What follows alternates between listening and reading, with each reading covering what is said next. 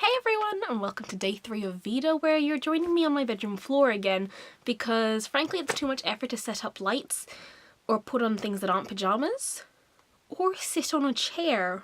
It's been a while since I posted any book-related videos on my channel, so I thought today I'd show you the books that I'm currently reading. I've been in a bit of a book slump for the last 2 years, and I'm also a notorious book cheater, so I've got 4 books that I'm actively reading to show you today. The first book I have is The Song of Achilles by Madeline Miller, or Madeline Miller, I'm not sure which one it is. It's kind of a YA-ish but not really retelling of the Iliad, so it tells a story of Patroclus,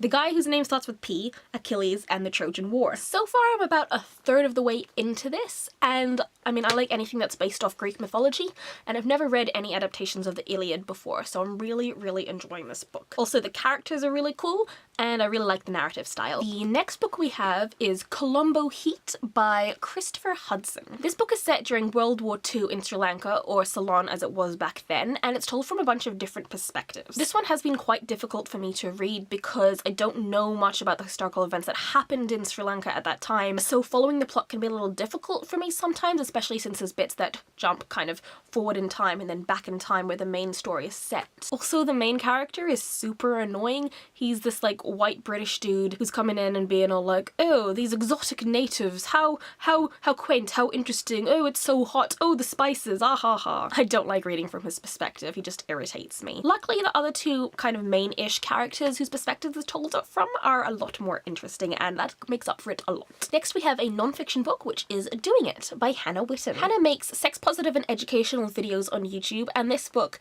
is a nuanced and hilarious and all-around important book about sex and relationships. I've only read the first section so far, which is about healthy relationships, and I honestly think this is a book that everyone should read because it tackles a lot of really important issues that are often not really talked about openly, and it's handling them in a way that I think is very considerate and nuanced and informed, and for any gaps in Hannah's knowledge she also gets guest writers to come in. So I know that there is a guest piece from someone who is asexual, so I'm really looking forward to reading that as well. And finally we have The Bone Season by Samantha Shannon, which is one of those books that I've heard talked about a lot but never really knew what it was about until I started reading it. And I guess the way I describe it is it's kind of a dystopian London with a criminal underground with clairvoyance